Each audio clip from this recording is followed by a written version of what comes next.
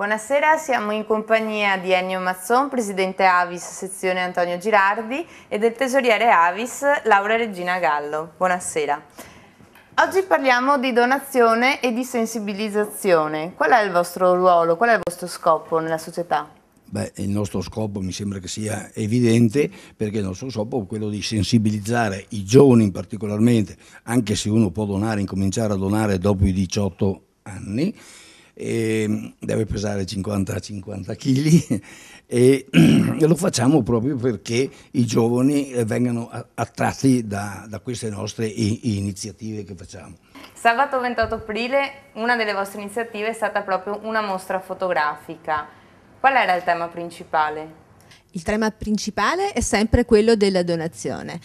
Noi cerchiamo di sensibilizzare tutti quanti, specialmente i giovani, su questo delicato tema, in quanto, come diceva il Presidente, il bisogno di sangue è continuo e costante e noi lavoriamo principalmente nelle scuole, ma non solo, perché questa mostra fotografica per noi ha avuto una funzione molto importante, in quanto abbiamo cercato di sintetizzare un concetto astratto, perché la donazione sembra una cosa banale, ma invece c'è tutto un lavoro dietro e siamo stati molto felici in questa mostra di aver avuto 15 partecipanti, fotografi, con 49 fotografie. Questo era il secondo concorso fotografico che avete fatto. Quali sono le prossime iniziative? Ecco, vede, vorrei ribadire questo, che non è l'unica iniziativa che noi facciamo, perché ne facciamo un'infinità. Voglio dire che quasi ogni settimana l'Avis è presente un po' dappertutto. È un concorso scuola, quindi sensibilizzazione all'interno delle scuole. All'interno delle scuole, sì. Il secondo sabato di maggio abbiamo le premiazioni. Già questa mattina abbiamo incominciato, perché quando noi facciamo la selezione, come per le foto, abbiamo chiamato degli esperti.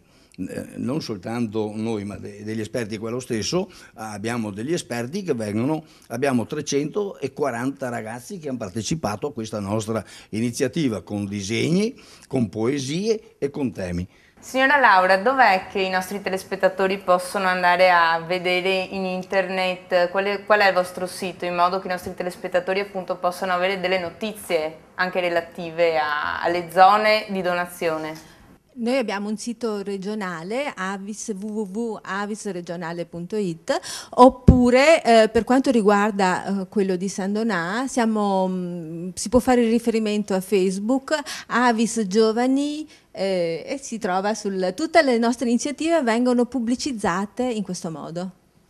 Ringraziamo il Presidente e Tesoriere dell'Avis e invitiamo tutti i nostri telespettatori a visitare il sito dell'Avis e a prendere informazioni per le future donazioni.